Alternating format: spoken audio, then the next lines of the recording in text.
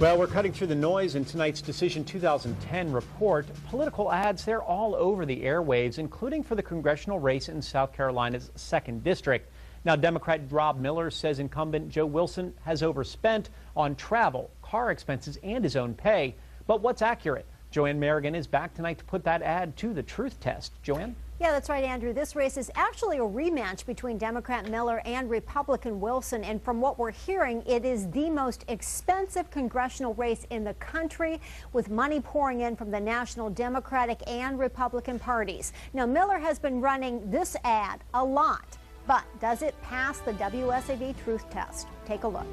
We haven't had a vacation in 4 years. Miller's ad says while many are struggling, Wilson is spending money, your money. Taxpayers have paid over $100,000 for Joe to travel to places like Hawaii and France. We've paid over $900 a month for his car, and Joe raised his own pay 5 times.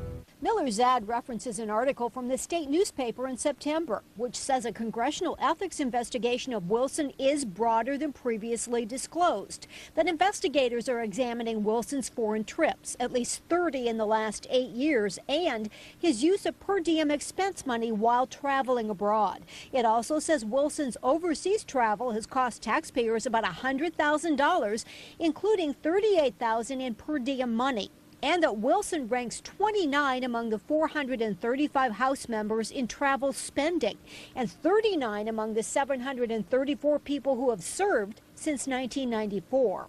According to the nonpartisan group Citizens for Responsibility and Ethics in Washington, it is true that Wilson is under investigation.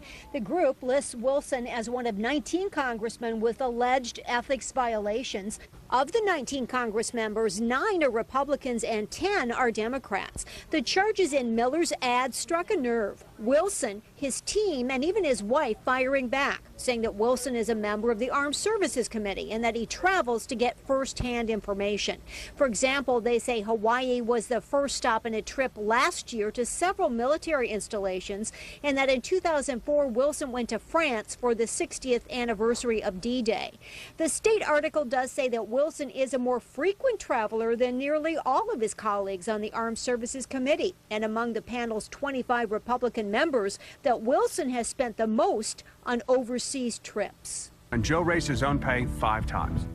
The assertion of a pay raise, true in the sense that Wilson voted for bills that included raises along with many other things that he favored. Wilson says when given the chance to vote on just a pay increase alone, he has voted no, and last year sponsored a bill that pay raises had to be stand-alone votes.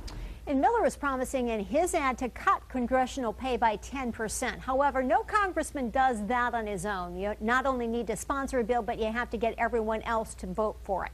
Now, according to published reports, Wilson had a news conference earlier this week to address the travel allegations and said he hasn't been taking vacations. In some cases, he says he has visited war zones and had to wear body armor. The Miller campaign shot back that Wilson flew first class to places like France and Luxembourg, and they're wondering if he was wearing a flak jacket on the plane. Well, you can read my full story on WSAV.com under the keyword vote. Joanne Merrigan, WSAV News 3.